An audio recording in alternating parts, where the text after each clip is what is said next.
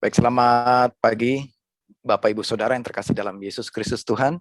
Kembali saya juga menyambut selamat datang, khusus juga bagi saudara-saudara yang baru pertama kali hadir di Gereja Every Nation Kelapa Gading. Visi gereja ini adalah kita sama-sama menghormati Tuhan dan menjadi murid Kristus, saling memuridkan. Amin. Baik, kita hari ini masih di seri Gospel Express. Ya, ini adalah minggu yang terakhir di seri Gospel Express. Ya, bagaimana kita melakukan firman, bagaimana Injil berdampak dalam kehidupan perilaku kita yang mengubahkan kehidupan kita. Ada ekspresi, tindakan, kelakuan, perbuatan kita. Ya, karena Injil yang terlebih dahulu menyelamatkan kita. Amin. Siapkan catatan Bapak Ibu Saudara, kita akan menghormati pemberitaan firman Tuhan pada pagi hari ini. Amin. Kita ada di chapter terakhir, ya, yaitu di Roma pasal 16. Selama kurang lebih kalau nggak salah 9 sampai 10 minggu ya, kita mempelajari kitab Roma, dimulai dari Roma 1, dan hari ini kita akan mengakhiri di Roma 16. Nah, kitab Roma ini di pasal 16 ini adalah pasal penutup ya, atau salam, bukan penutup, malah ini salam ya. Ini salam untuk kata-kata terakhir di surat ini. Salam kepada si ini, salam kepada ini, salam kepada ini, salam kepada ini ya. Hampir semua pemimpin pelayan di gereja di Roma ya, Paulus memberikan salam kepada mereka. Ya. Jadi kitab Roma ini merupakan lengkap ya, semua pengajaran yang firman Tuhan yang Paulus berikan kepada jemaat di Roma dan menjadi berkat bagi kita semua pada saat ini. Amin. Untuk itu kita siapkan catatan kita, bagaimana pesan ya, apa yang terkandung di dalam kitab Roma ini, pesan firman Tuhan buat kita pada pagi hari ini. Ya, saya percaya ini akan menguatkan kita, ini akan menjadi sumber pengharapan kita, yaitu firman Tuhan, dan akan mengubah kehidupan kita. Di tengah-tengah keadaan kota Jakarta saat ini yang cukup genting keadaannya ya, cukup menyedihkan ya. Dalam minggu ini satu jemaat kita ya yang berduka ya, karena ada satu jemaat kita yang meninggal karena COVID-19 ya. Kami baru selesai menguburkan di hari Rabu yang lalu dengan prosedur COVID ya. Kami turut berduka cita atas kepergian ya saudara kita yang sudah dipanggil pulang ke rumah Bapak. Kami berdoa supaya kita semua di sini sehat-sehat selalu di dalam perlindungan Tuhan. Amin. Mari kita saling melayani, saling menghubungi, saling mengkontak satu dengan yang lain, menanyakan kabarnya satu dengan yang lain. Ya, kita dengar kabar yang begitu cukup menyedihkan. Kota Jakarta, rumah sakit sudah penuh, ya, tenaga medis, tenaga kesehatan kewalahan, ya, semuanya cukup kewalahan, aparat pemerintah juga cukup kewalahan. Ya, untuk itu saya terus menghimbau juga dari ibadah ini untuk saudara kita semua mentaati peraturan pemerintah. Amin. Untuk saudara kita semua stay at home, ya, tetap di rumah. Kalau tidak ada kepentingan mendesak, sebaiknya tidak keluar rumah, ya, tetap di dalam rumah dan jaga fisik kita semua, vitamin, makanan, dan jauhkan jarak ya, jaga jarak dan hindari kontak ya. Jadi kita masing-masing saling mendoakan juga, saling menjaga satu dengan yang lain. Amin. Kita berdoa kita semua aman dalam perlindungan Tuhan, seperti tadi firman Tuhan yang sampaikan oleh Debo di Yesaya 43. Baik, sekarang kita masuk ke Roma 16 ayat yang pertama. Ya. Saya ajak saudara kita baca bersama-sama. Ayat pertama, aku meminta perhatianmu terhadap Febe, saudari kita yang melayani jemaat di Kengkrea. Ayat kedua, supaya kamu menyambut dia dalam Tuhan, sebagaimana seharusnya bagi orang-orang kudus, dan berikanlah kepadanya bantuan bila diperlukannya. Sebab ia sendiri telah memberikan bantuan kepada banyak orang, juga kepadaku sendiri. Amin. Selanjutnya ini adalah salam ya. Seharusnya saya bacakan semua, tapi mengingat waktu kita nggak cukup, nanti saya mendorong saudara di rumah baca semua ya pasal ini. Salam kepada si ini, salam kepada ini, salam kepada ini, salam kepada ini, dan disebut semua di sini para pelayan-pelayan di jemaat di kota Roma ya. Namun mari kita melihat dulu dari ayat 1 dan ayat kedua. Di sini dikatakan, aku meminta perhatianmu terhadap Febe, saudari kita yang melayani di jemaat Kenkrea. Kita akan melihat dulu, di mana sih Kenkrea itu? Ya, Kenkrea ini kita pakai sebutan bahasa Indonesia, tapi bahasa Yunaninya saya nggak tahu bagaimana penyebutannya Kenkrea itu. Ya, karena Kenkrea ini adalah satu kota kuno, ya, yang menjadi lokasi pelabuhan, ya, pelabuhan tempat transit perdagangan ya, pelabuhan kapal kapal-kapal perdagangan ya, yang terletak dekat dengan kota Korintus. Korintus yaitu lebih tepatnya di sebelah selatan atau barat daya dari kota Korintus. Ya, ini adalah masih menjadi bagian dari Korintus. Ya, namun ini kota kecilnya. Ini menjadi bagian juga sekarang ini Yunani ya, kota ini. Kurang lebih ini 7 km dari Korintus. Ini dekat sekali ya, kayak dari Pik ke Kelapa Gading lah, kira-kira begitu ya. Itu cukup dekat. Nah, di sanalah gereja Tuhan ada, dan Korintus juga ada gereja di sana. Ya, mereka melakukan perintisan gereja di kota-kota ini dengan jarak-jarak yang dekat, dan ada juga jarak-jarak jauh. Ya, nah ada satu pelayan, satu hamba Tuhan yang disebut oleh Paulus di sana, yang cukup spesial ya. Nama ini di Roma 16. Nama ini muncul begitu spesial bagi Paulus, dan Paulus merecognize, Paulus mengakui akan kesetiaan dan akan kegigihan, akan ketulusan hati seorang wanita yang melayani di gereja Tuhan di kota Kenkrea yang bernama Febe. Ya, Febe. Nah, siapakah Febe itu? Febe artinya radiant, bright, ya, atau bahasa Indonesianya bersinar. Ya, dia dikenal sebagai Febe of Kenkrea, Febe dari Kenkrea.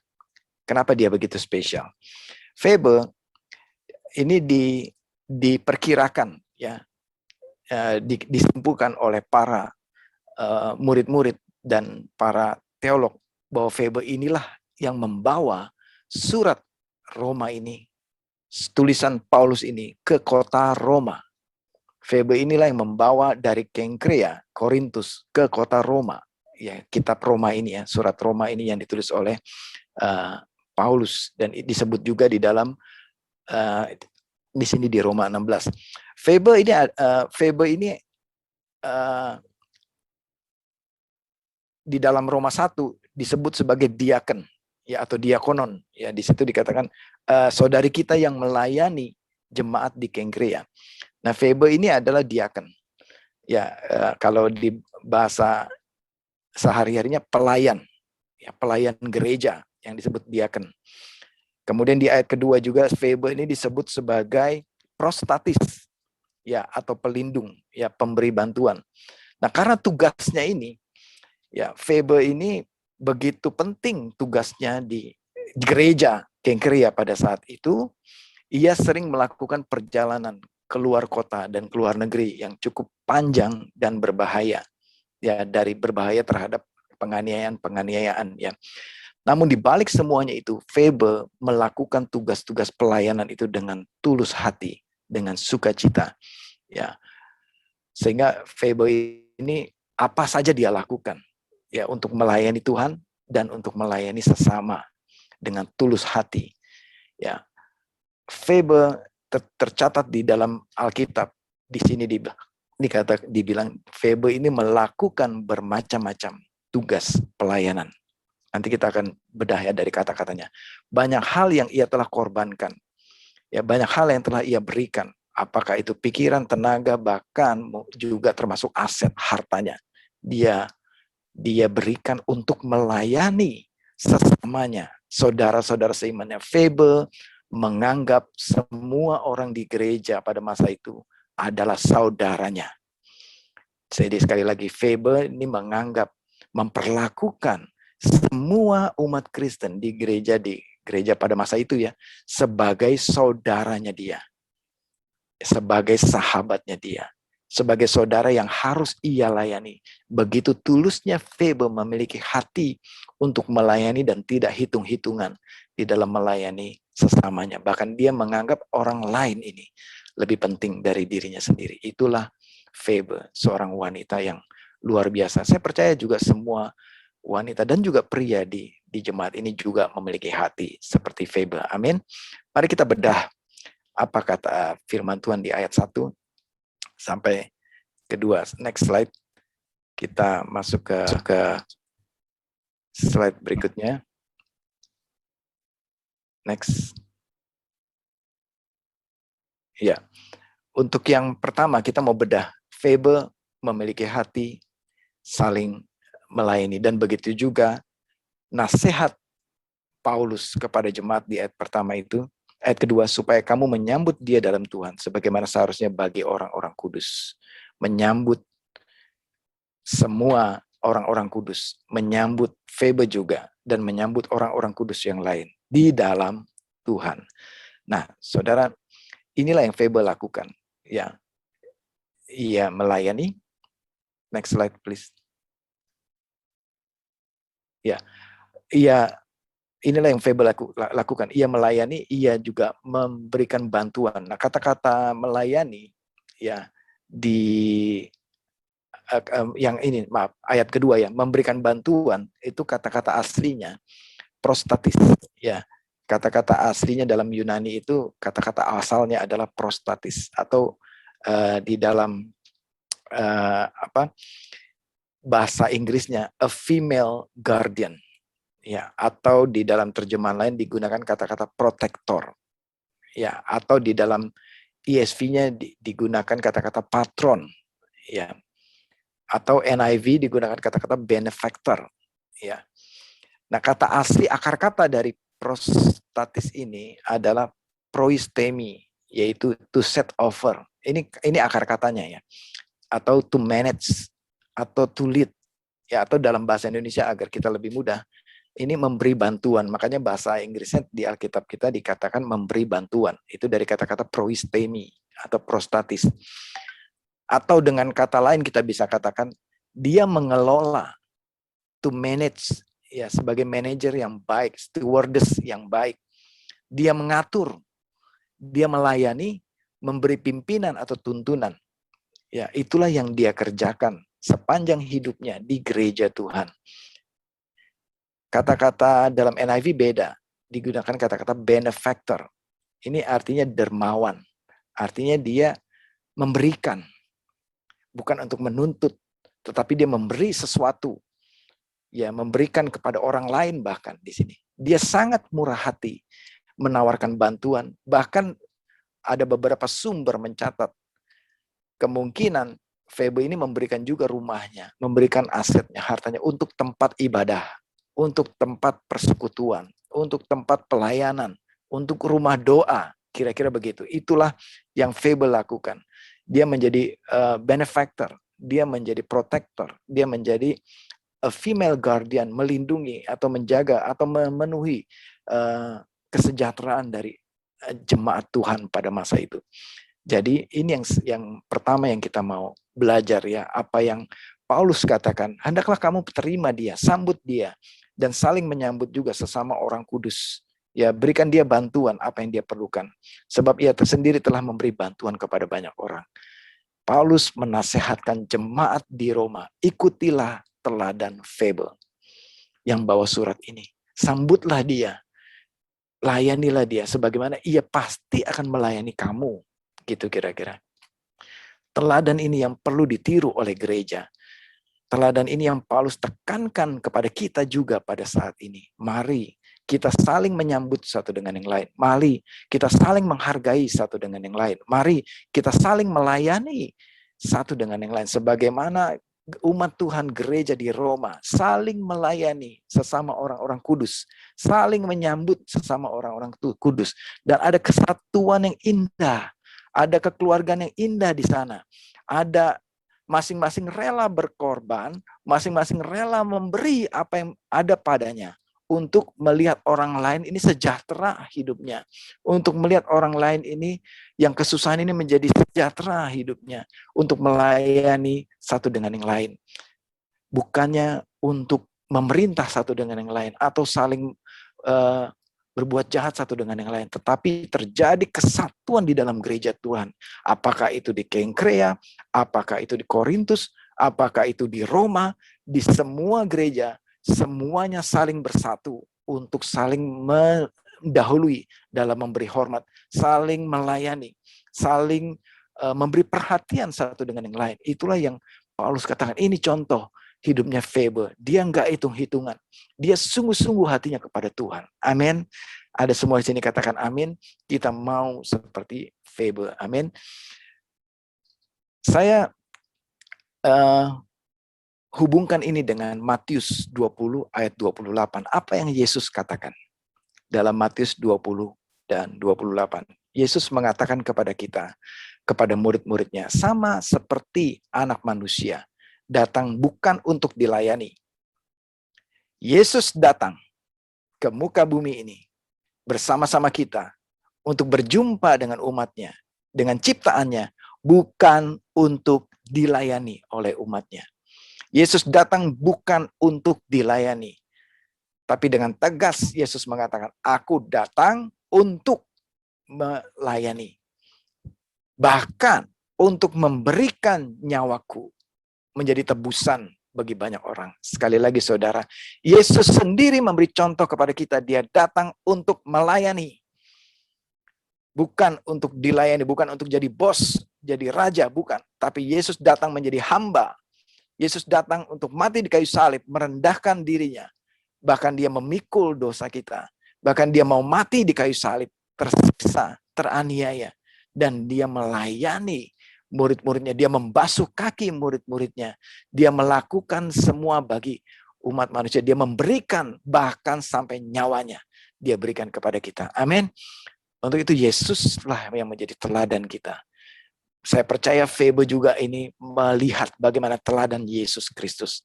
Kita perlu juga meneladani kehidupan Yesus. Mari saudara, kita semua sebagai gereja Tuhan, sebagai umat Tuhan, sebagai orang Kristen, saudara kita semua ada di sini bukan hanya untuk dilayani. Amin.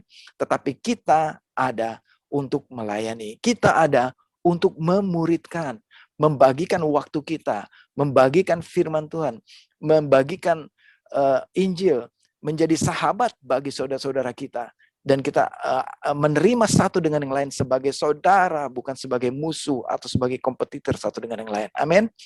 Kita akan teruskan. Itulah teladan yang Yesus berikan. Saya impress dengan satu hamba Tuhan ini. Ya, sewaktu saya bersama dengan istri tahun 2016 yang lalu, ya ini udah cukup lama, 5 tahun yang lalu, kami bersama-sama dengan para leader yang lain waktu itu kami sama-sama pergi ke Singapura. Ya, waktu itu ada pengajaran how to preach kalau nggak salah begitu. Ya, pengajaran how to preach, bagaimana melatih kita berkhotbah dan melatih kita untuk mendalami hermeneutik, mendalami atau belajar study Bible. Nah, di dalam satu break tertentu, ya di dalam satu break ya, ini acara dari pagi sampai sore. Nah, sewaktu break time saya pergi ke toilet, ya, saya pergi ke toilet. Nah, waktu saya pergi ke toilet, kosong toiletnya, ya. Waktu saya masuk ke dalam hanya ada satu orang di situ, ya. Dan satu orang itu dia sedang membersihkan wastafel, ya. Dia pakai lap, dia bersihkan wastafel semua, dia lap semua, dia pastikan clean. Waktu saya masuk, saya nggak gitu perhatikan, saya pikir dia adalah cleaning service atau janitor, ya. Cleaning service yang biasalah kayak di Jakarta kita masuk-masuk mall tuh ada cleaning service ya, yang suka bersih-bersihin toilet. Tapi ketika saya masuk, beliau menyapa, hello gitu kan. Terus saya mulai tegesin lagi, siapa sih ya ini ya. Begitu saya tegesin, saya melihat, saya dekati, begitu saya kaget. Ternyata dia adalah Pastor Larry Matsuaki. Ya, Pastor Larry Matsuaki adalah gembala senior Every Nation Singapura. Bisa ditampilkan slide-nya, Cynthia ya?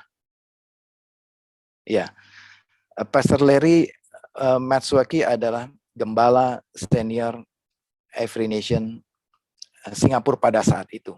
Ya, beliau mau memastikan bahwa tamu-tamunya dari Indonesia macam saya ini, ya kita semua dari Indonesia ini terlayani dengan baik.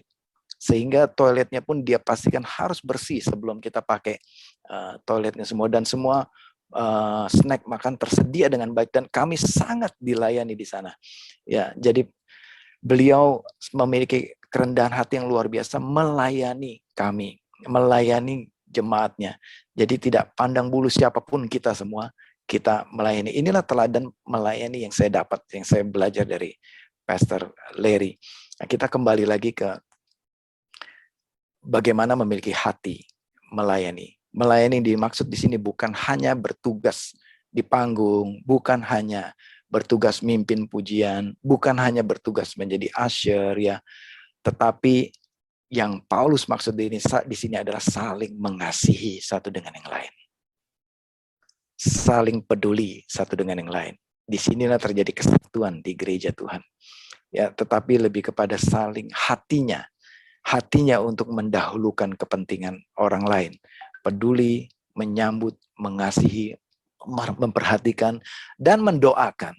Dan membagikan berkat firman Tuhan satu dengan yang lain. Dan menganggap orang lain lebih penting dari diri kita sendiri. Tanpa mencari kepentingan atau kemuliaan atau pujian bagi diri kita sendiri. Ya, jadi satu teladan yang baik juga yang saya dapat dari Pastor Larry. Yang kedua, kita loncat di salam-salamnya ini. Yang kedua adalah menghindari perpecahan. Ya, untuk kita terjadi kesatuan di gereja Tuhan. Ayat 17. Tetapi aku menasihatkan kamu, saudara-saudara, supaya kamu waspada terhadap mereka yang bertentangan dengan pengajaran yang telah kamu terima. Menimbulkan perpecahan dan godaan. Yang kedua, saudara, nasihat firman Tuhan pada pagi hari ini untuk menghindari perpecahan. Menghindari perpecahan.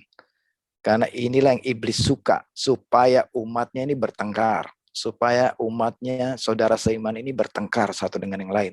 Apa yang membuat perpecahan itu?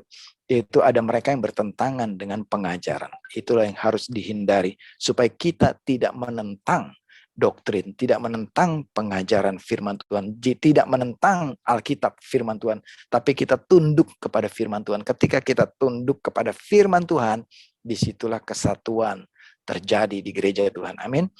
Tetapi Paulus menasihatkan saudara-saudara, hindarilah mereka yang bertentangan dengan pengajaran. Kalau ada juga yang bertentangan, hindari perdebatan. Hindari mereka, jangan sama dengan mereka, itu maksudnya. Ya.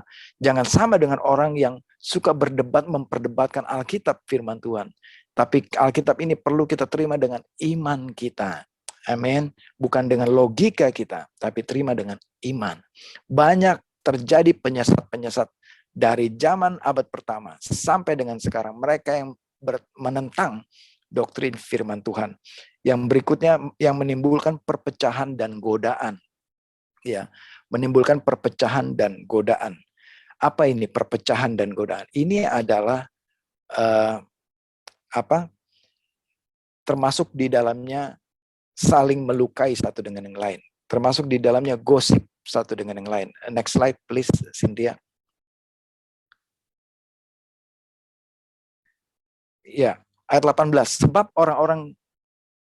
Sebab orang-orang demikian tidak melayani Kristus Tuhan kita, tetapi melayani perut mereka sendiri. Ya. Jadi yang perlu kita hindari adalah orang-orang yang melayani dirinya sendiri, orang-orang yang tidak memuliakan Tuhan. Orang-orang yang demikian itu hanya untuk kepentingannya sendiri. Saudara, yang terakhir ini, saya mau sampaikan begini. Apa yang membuat jemaat ini terpecah belah, ya, yaitu ketika ada gosip di dalam gereja. Ya, ini yang sudah Paulus ingatkan 2000 tahun yang lalu. Yang menimbulkan perpecahan. Ya, ayat 17, yang menimbulkan perpecahan dan godaan. Ya. Perpecahan tuh begini. Misalnya saya mendengar laporan dari siapa di sini, misalnya Erika, ya. Pastor Raswan, Erika ini melaporkan tentang misalnya Deborah. Pastor Raswan, si Deborah itu begini. Dia begini. Ya. Jadi misalnya ini, maaf ya Erika ya. Ini hanya contoh aja. Ini Erika orang baik kok ya. Ini cuma contoh aja. Ini bukan Erika yang sianipar, ini Erika yang siapalah, Tampu Bolon misalnya, gitu ya Erika ya. Ya misalnya Erika ini mencoba memprovokasi saya dengan laporan bahwa Deborah ini orangnya menyakiti saya begini. Ya, kemudian saya, ini keputusan saya terprovokasi kah oleh Erika atau saya tunggu dulu? Ya, saya harus dengar dulu dari Deborah. Bagaimana laporan dari Deborah? Saya perlu dengar dulu Deborah. Bagaimana saya dengar begini. Ya, jadi disitulah saya harus bijaksana memilih laporan apa yang disampaikan Erika dan yang disampaikan Deborah ini sama atau enggak. Jadi kalau saudara ya mengentertain, terpengaruh oleh laporan hanya satu orang saja, itu belum tentu sah ya. Jadi firman Tuhan bilang kesaksian 2 orang baru sah. Ya, kalau hanya dengar 1 orang itu namanya gosip ya. Itu namanya gosip. Jadi makin digosok makin sip, makin dikomporin makin sip. Makin meledak-ledak ceritanya, makin kita terpancing emosi. Itulah gosip. Jadi saudara, mari sebagai jemaat Tuhan kita hindari perpecahan, hindari gosip, saling menjelek-jelekan satu dengan yang lain. Ya, selalu orang yang disakiti, ya, atau orang yang tersinggung. Orang yang tersinggung dengan orang lain atau orang yang sensitif, ya. Siapa di sini yang super sensitif? Ya. Orang nggak nengok sedikit aja, misalnya dia datang itu matanya nggak nengok ke dia aja, itu rasanya udah, aduh kok dia begitu sama gue sih, matanya nggak lirik gue sih, gini. Ini jangan-jangan dia ada masalah nih sama gue nih, gini. Padahal dia matanya lagi kecolok, lagi sakit mata, mungkin lagi bermasalah dengan mata misalnya, gitu ya. Tapi dia udah terkeburu sensitif, terus dia cerita sama yang lain, si itu tuh jahat dia sombong orangnya, dia nggak mau lihat gue tuh. Dia sombong banget lah pokoknya, lu jangan bergaul lah sama dia. Nah, itu namanya gosip ya, menimbulkan perpecahan satu dengan yang lain. Jadi saudara, mari kita hindari. Jadi selalu sambutlah saudara-saudara kita. Oh, kalau dia nggak sapa saudara, dia nggak tegur saudara, saudara mengertilah, mungkin dia lagi sibuk ya, mungkin dia lagi ada kegiatan yang lain, mungkin dia lagi konsentrasi yang lain, atau mungkin dia nggak lihat saudara. Ya, jadi orang yang disakiti ini cenderung untuk cari teman. Ya, sekali lagi, orang yang disakiti cenderung cari teman, untuk cari kelompok yang sakit hati. Maka orang sakit hati mendapatkan teman sakit hati, dia akan cari lagi kelompok sakit hati yang lain untuk dia bikin grup, kelompok grup sakit hati satu dengan yang lain, dan disitulah dia saling menyakiti satu dengan yang lain di dalam grup itu. Akhirnya ini kelompoknya jadi sama-sama pesakitan. Ya, jadi saudara, saling menerimalah, saling mengampunilah, saling menyambutlah satu dengan yang lain, saling memperhatikan. Hindarilah perpecahan di gereja Tuhan. Kita harus bersatu, berdoa bersama-sama, sebagaimana nasihat firman Tuhan. Orang yang menimbulkan perpecahan ini, mereka orang yang mencari kemuliaan sendiri. Mereka yang mencari kepentingan bagi diri sendiri. Mereka melayani emosi mereka sendiri. Mereka melayani perut mereka sendiri, dikatakan di ayat 18. Mereka melayani diri sendiri, tidak melayani Kristus. Jadi mari jemaat Tuhan, kita harus melayani Kristus. Terakhir, Mazmur 133. Ayat yang pertama dikatakan, sungguh alangkah baik dan indahnya.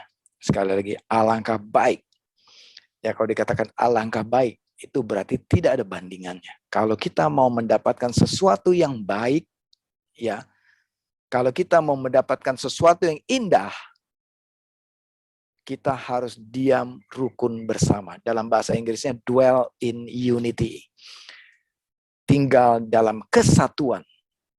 Tidak ada perpecahan. Sungguh alangkah baik dan indahnya.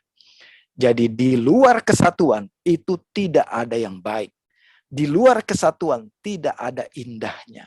Jika terjadi provokasi, jika terjadi gosip, jika terjadi saling menjelek-jelekan satu dengan yang lain, tidak ada indahnya, tidak ada baiknya. Jadi percuma kita melakukan itu. Ya, saudara, sekali lagi saya tekankan ya. Saudara yang gosip itu bukan yang ngomong yang berdosa ya. Saudara yang terima menyediakan kuping saudara untuk mendengarkan gosip, itu pun saudara berjatuh dalam dosa. Karena enak ya kalau dengar gosip tuh kepo kan. Gimana tadi si itu gimana, si itu gimana. Ya kadang kita cenderung untuk mengentertain kuping kita ya. Kita mau denger nih cerita orang lain. Padahal gak ada urusannya sama kita. Ya, kalau yang bukan urusan saudara, nggak usah diurusin. Ya, ini minggu lalu kita punya firman Tuhan. Itu sudah ada yang urus. Yaitu siapa? Tuhan yang urus dia. Ya, jadi jangan entertain kuping kita terjatuh dalam dosa. Sekali lagi, sungguh alangkah baik dan indahnya jika saudara-saudara duduk rukun dalam kesatuan, hidup rukun, duduk bersama diam dengan rukun. Amin. Mari kita berdoa. Tuhan, kami mengucap syukur untuk firman pada pagi hari ini. Biarlah jemaat Tuhan pada pagi hari ini hidup rukun bersama-sama. Sebagaimana nasihat firman Tuhan ditutup dalam Roma 16 ini. Roma 16 berbicara nasihat firman Tuhan untuk kami menghindari perpecahan, untuk kami hidup rukun, untuk kami hidup dalam kesatuan, untuk kami hidup saling melayani satu dengan yang lain. Sebagaimana Febe hamba-Mu yang begitu luar biasa melayani Kau, biarlah kami jemaat-Mu Tuhan memiliki hati untuk saling melayani satu dengan yang lain, saling mengampuni satu dengan yang lain, saling menerima satu dengan yang lain, saling menghormati satu dengan yang lain, saling menghargai satu dengan yang lain. Terima kasih Tuhan, di dalam nama Tuhan Yesus Kristus. Haleluya. Baik saudara, kita belum selesai. Kita akan lanjutkan dengan kita berdoa syafaat. Ya, saya percaya firman ini juga selain untuk kita di dalam gereja, kita juga mau menerapkan firman ini bagi saudara-saudara kita yang di luar sana, yang sedang menderita, sakit yang sedang menderita, sakit terpapar COVID-19, yang sedang kesusahan hidupnya. Mungkin mereka yang saat ini sedang sulit bernafas. Kita bersyukur pada pagi hari ini kita bisa bernafas dengan lega. Amin. Untuk itu kita yang bisa bernafas dengan lega pada pagi hari ini, mari kita menyatukan hati untuk kita berdoa bagi saudara-saudara kita. Menunjukkan kepedulian kita, menunjukkan kasih kita kepada mereka, menunjukkan kita menerima mereka, kita mengasihi, kita mau melayani kota kita, bangsa kita. Kita akan berdoa syafaat bersama-sama. Saya mengajak semuanya, umat Tuhan pada pagi hari ini, yang ada di Zoom ini, mari kita sungguh-sungguh mendoakan kota kita, mendoakan penduduk kota kita, mendoakan bangsa kita. Doa ini akan dipimpin oleh saudari kita, Iren. Untuk itu saya persilakan untuk Iren memimpin doa. Baik, terima kasih Pastor Raswan. Mari Bapak Ibu, saudara-saudara sekalian, kita ambil waktu sejenak, kita satukan hati, kita berdoa untuk bangsa Indonesia, kita bersyafaat, kita menaikkan permohonan kita kepada Tuhan, dan kita percaya bahwa ketika 2-3 orang berkumpul dan berdoa, Tuhan mendengar doa kita, dan orang benar besar kuasanya, doa orang benar besar kuasanya. Tuhan, kami tahu Tuhan bahwa kami memegang janji-Mu di dalam kehidupan kami. Kami tahu Tuhan, Engkau sudah memberikan janji itu kepada kami. Di dalam waktu penantian kami saat ini Tuhan, kami mau Tuhan menguatkan iman kami juga Tuhan. Untuk kami terus bisa tetap berdoa, tetap setia berdoa. Firman itu timbul dari pendengaran akan firman Tuhan. Dan firman Tuhan yang akan kami declare ini Tuhan, biarlah itu menjadi iman kami Tuhan. Kami memegang janji-Mu ini. Mari kita mendeklar di Mazmur 91 untuk bangsa Indonesia. Saya akan bacakan. Dalam lindungan Allah, orang yang duduk dalam lindungan yang maha tinggi dan bermalam dalam naungan yang maha kuasa akan berkata kepada Tuhan, tempat perlindunganku dan kubu pertahananku, Allahku yang kupercayai. Sungguh dialah yang akan melepaskan engkau dari jerat penangkap burung, dari penyakit sampar yang busuk. Dengan kepaknya ia akan melindungi engkau, di bawah sayapnya engkau akan berlindung. Kesetiaannya ialah perisai dan pagar tembok. Engkau tak usah takut terhadap kedahsyatan malam, terhadap panah yang terbang di waktu siang, terhadap penyakit sampar yang berjalan di dalam gelap, terhadap penyakit menulari yang mengamuk di waktu petang. Walau 1.000 orang rebah di sisimu dan 10.000 di sebelah kananmu, tetapi itu tidak akan menimpamu. Engkau hanya menontonnya dengan matamu sendiri dan melihat pembalasan terhadap orang-orang fasik. Sebab Tuhan ialah tempat perlindunganmu, yang maha tinggi telah kau buat tempat perteduhanmu.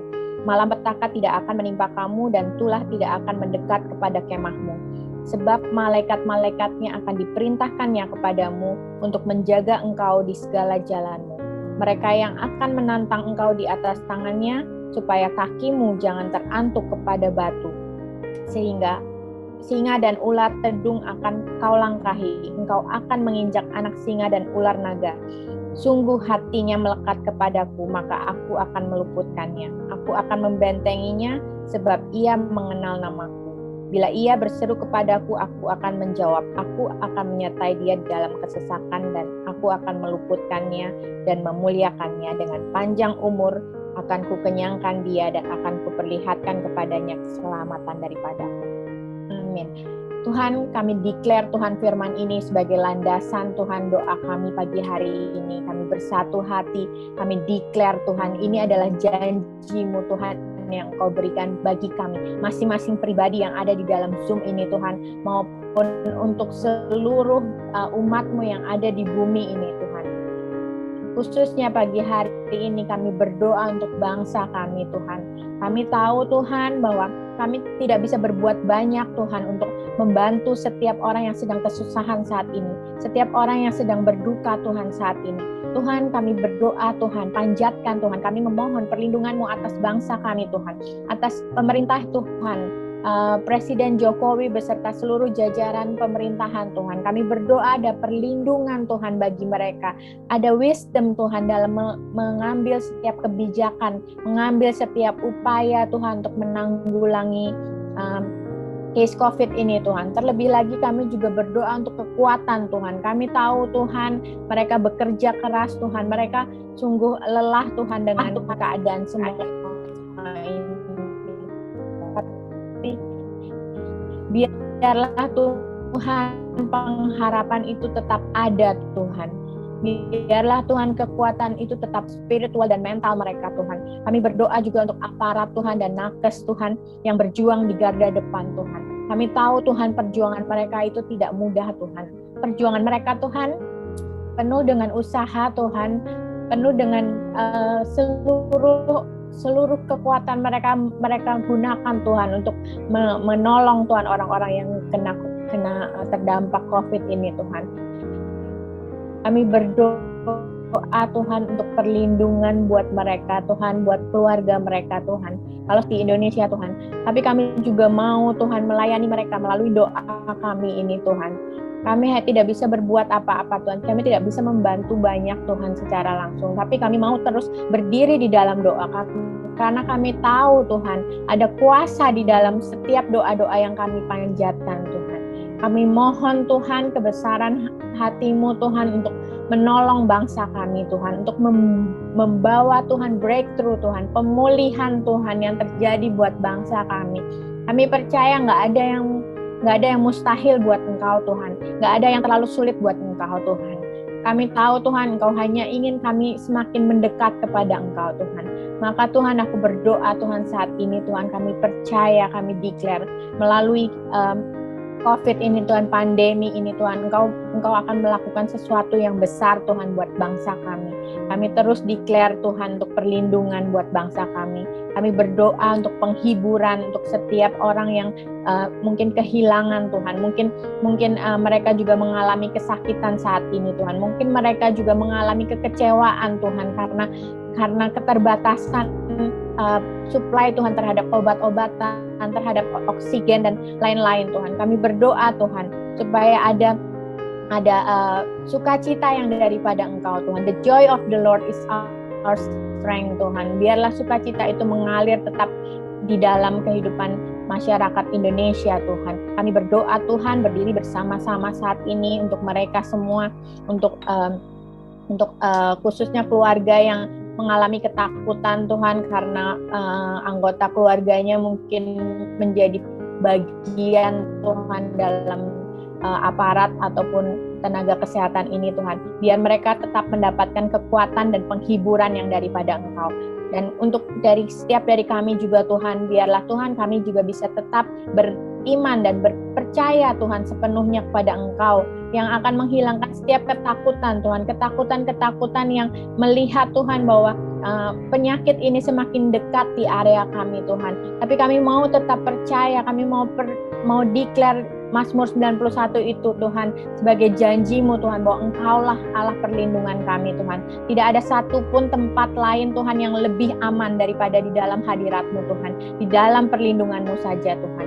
Terima kasih Tuhan untuk kasih-Mu, untuk bangsa kami. Kami percaya Tuhan Engkau begitu mengasihi Indonesia Tuhan. Engkau mau memakai Indonesia Tuhan untuk menjadi saluran berkat juga Tuhan. Engkau mau melawat anak-anak-Mu juga di Indonesia Tuhan.